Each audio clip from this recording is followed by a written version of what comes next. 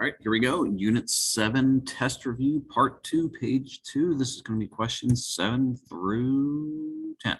All right, find the area of each triangle. So remember, we said the area was equal to 1/2 times A times B times the sine of C, right? But A, B, and C, again, they are interchangeable.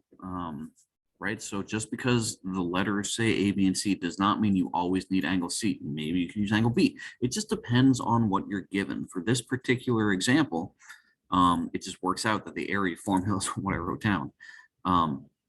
What we need an SAS triangle for this to work. And if you look, right, there's our side, there's our angle, there's our second side. So this one works. So that's lucky. This one is very straightforward. So we know the area of this triangle is just going to equal 1/2 times 13.2 times 13 times the sine of 138. And remember, 138 degrees. So let's just type that straight into the calculator. 1/2 times, I forgot the numbers, 13.2. 1/2 times 13.2 times, I think it was 13, and then that's the sine of 138 times the sine of 138. You type that in 57, we'll go 2 decimals, all right, so 57.41. So this is equals 57.41, and this is square miles. Remember, because it's an area. Let's just double check that to confirm. So we have 0.5, which is same thing as 1/2, times 13.2 times 13 times the sine of 138, and look at that, 57.41, right? So it works. So just, you can't use the excuse you don't have a graphing calculator at home to not do these problems, because you have one. All right, so again, on number 8, we need an SAS, right? If you look, that's not an SAS, right? Here's a side, here's an angle, there's another angle. So that doesn't work. We need another side. We need another side. All right, so let's find one, right? We can find one. Doesn't matter which one we use, but one's going to be easier than the other. So let's look here. Let's make our crisscross pattern that we kind of talked about in the last video.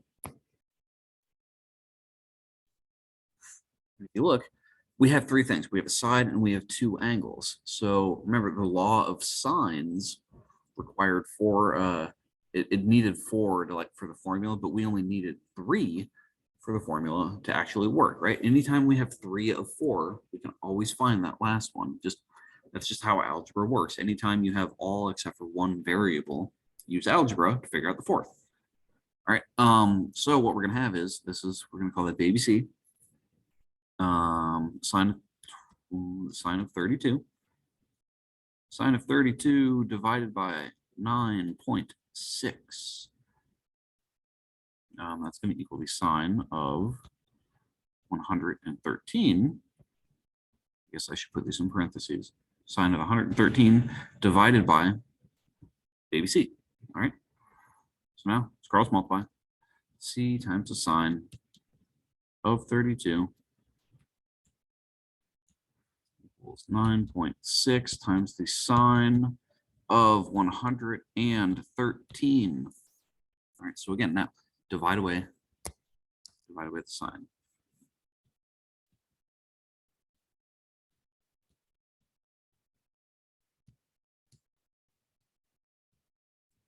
Right. And there we have it. So we know C equals, we'll keep it in red, C equals 9.6 6 times the sine of 113. And we divide that by the sine of 32. Right, so let's type that in. 9.6 times the sine of 9.6 times the sine of 113 divided by the sine of, what was the last one? 32. There you go. 16, we said nearest, we're looking for a side length. Okay, so this is the nearest hundredth. So let's call it 16.68. 16.68, right? But this is a side length. All right, so don't be that one person on the test who stops here, right? That's not the answer, right? So we need to use that 16. We use that 16.68.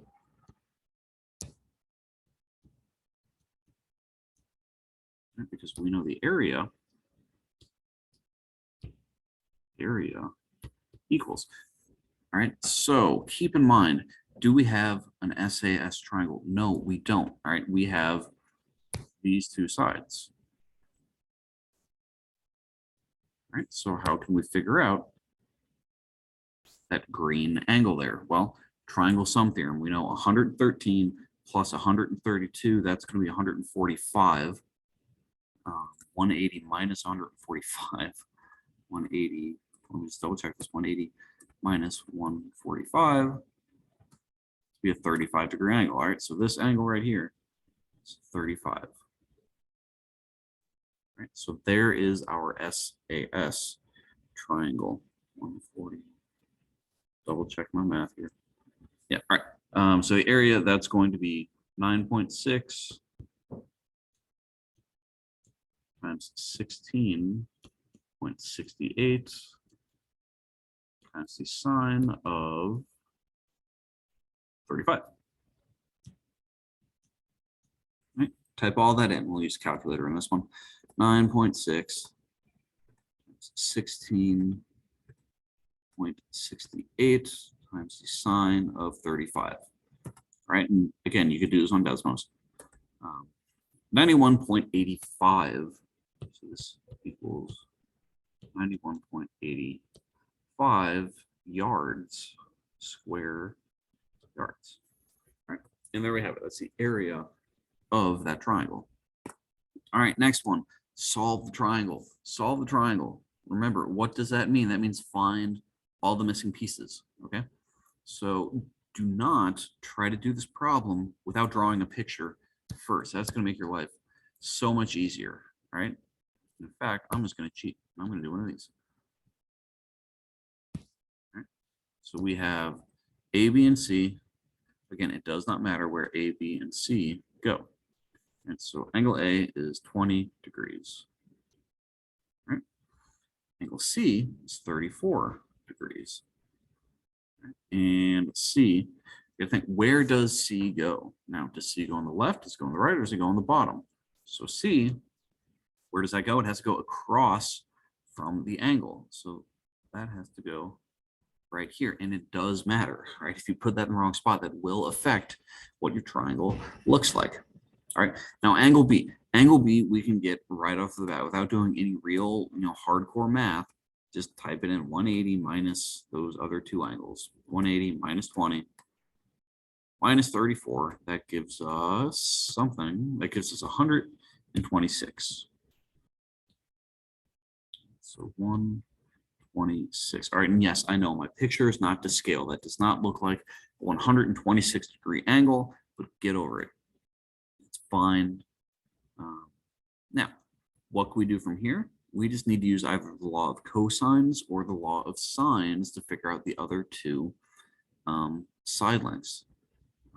Keep in mind, the law of cosines requires at least two sides to find the third. So I probably wouldn't use a law of cosines on this one because we only have one side. So let's use the law of sines. Now again, which one to find first, it doesn't really matter. And all A is the first letter in the alphabet, so let's find side A first. So we know the sine of 34, divided by 18. Sine of 34 divided by 18 is going to be equal to the sine of 20. Sine of 20 divided by side A.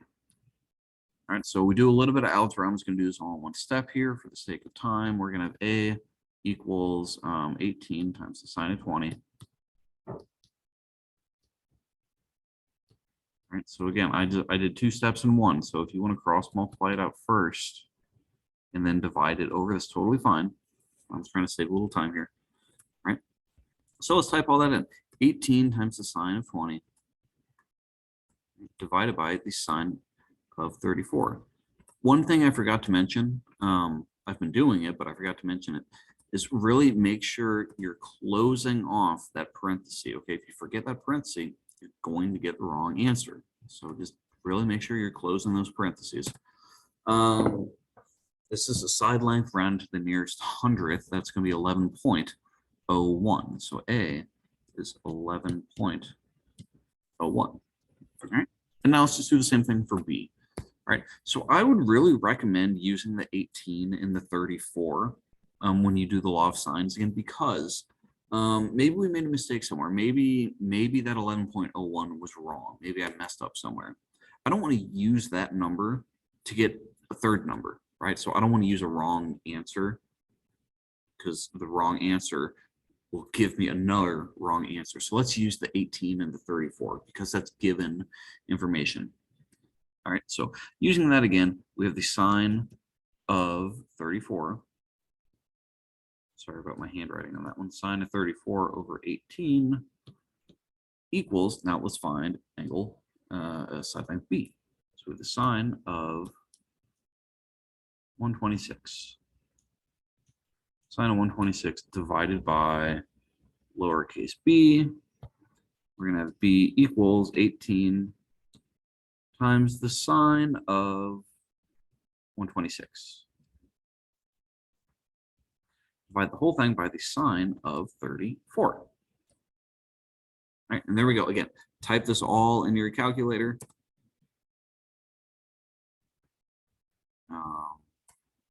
18 is the sine of 126. What did I write down? Yeah.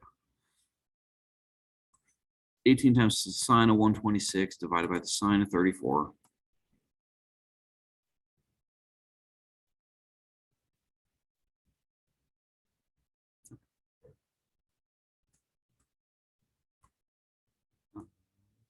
Press enter.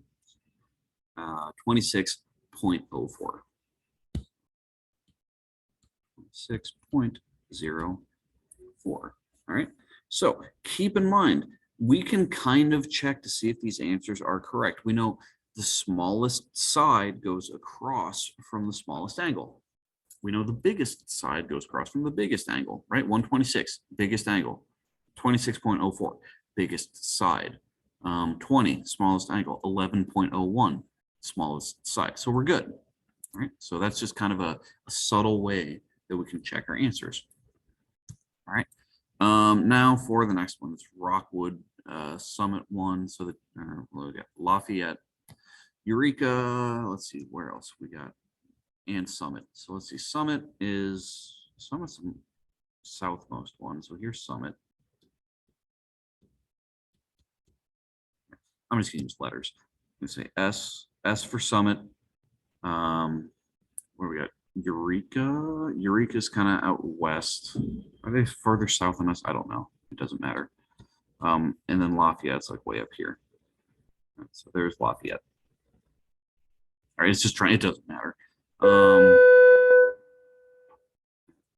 going to go ahead and label this triangle. I'm going to pause this video. All right, so the distance from Lafayette to Eureka, 6.7. From Eureka to Summit, it is 10.6. 10.6. From Rockwood Summit to Lafayette is 14.9. 2. All right, we're just solving the triangle, just like this is exactly like number 9. So we just need to find all the angles now. So notice how we have an SSS triangle. So what we need to do is we're going to have to use the law of cosines here, which is kind of unfortunate because that's the difficult one to use, but that's okay. That's all right. So we're going to use the law of cosines first, and then once we have that first angle, use the law of sines to find the second angle. And then from here, we're going to use the triangle sum theorem to figure out the last one. So I'm going to pause this. I'll be right back. All right. Where were we? We were looking for the angles. Pick an angle. It doesn't matter first. I think we said when we use the law of cosines, try to find the biggest angle. So the biggest angle in this case should be angle E, right? Because that's the longest, it's across from the longest side. So, oh boy, 14.2 squared equals 10.6 squared plus 6.7 squared minus 2 times, we got 10.6 times 6.7 times the cosine of Eureka. And again, Eureka and 14.2, they're across from each other. That has to work with the law of cosines. So I'm just going to do all this in the calculator, which brings up a good point. I know a lot of these exercises, sorry, a lot of these exercises, you can do a lot of this stuff on your calculator. So just really make sure that you write down what you're typing into your calculator, right? At least bare minimum, give me, what's written in red here. So here, I'm gonna do this, 14.2, whoa. 14.2 squared, and then I'm gonna subtract the other two, so 10.6 squared and minus 6.7 squared. Right, so on the left-hand side, what we're left with is 43.39, and I'm going to take that number and I'm going to divide it by the -2 times 10 times 6.7. So let me show you how to use, be very careful when you do this. So divided by, we have to do the order of operations. So let's put everything in parentheses here. So divided by parentheses, -2 times 10.6 times 6.7. So the way I have this written, right, it says answer ANS. So that ANS is just the line before.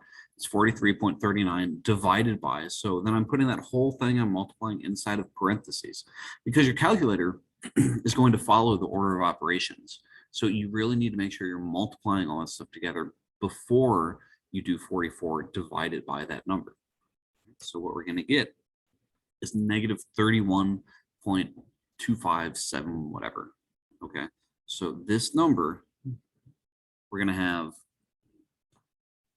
-0.31, whatever, equals cosine of E. Right? So now what we need to do is we need to inverse the whole thing. So we have inverse cosine of this decimal. So again, press the up arrow and you can copy and paste it. Or if you press second and then the negative sign, there's A and S. A and S, again, that's the previous line. So I'm going to inverse cosine the previous line, that -0.31, press enter, and we're going to get 108. All right, so Eureka High School is a 108-degree angle. All right, so now let's use the law of sines to figure out, I don't know, let's figure out Lafayette, right? We can save Summit, best for last. So looking here, law of sines. The law of sines, we're going to have 10.6, no, I'm sorry. We're going to have the sine of angle L, sine of Lafayette, divided by 10.6. That equals the sine of 108 divided by 14.2. And again, this is just standard,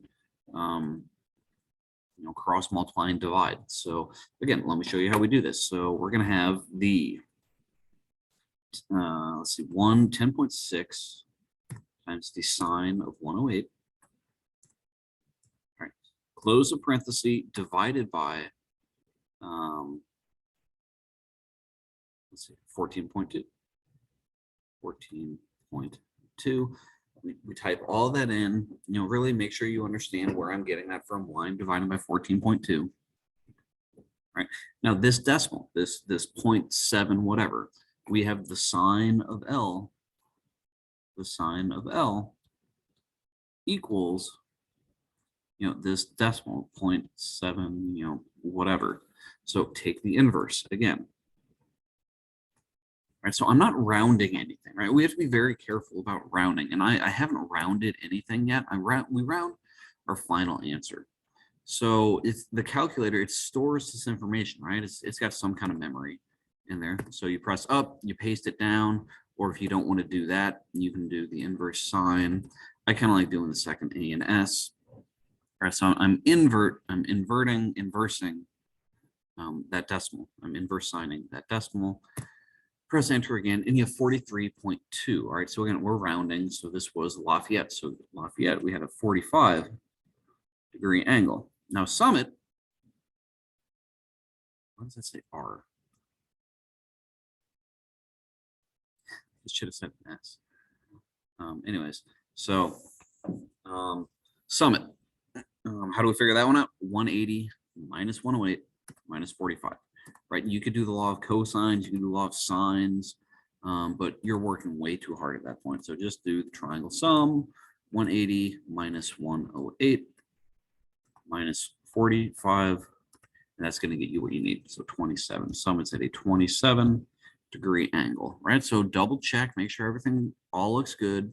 Eureka has the biggest angle, it's across from the biggest side. Summit is the smallest angle, has the smallest side. So we're good, right? And that was page 2 of our page 2 of the review. So catch the third video for page 3.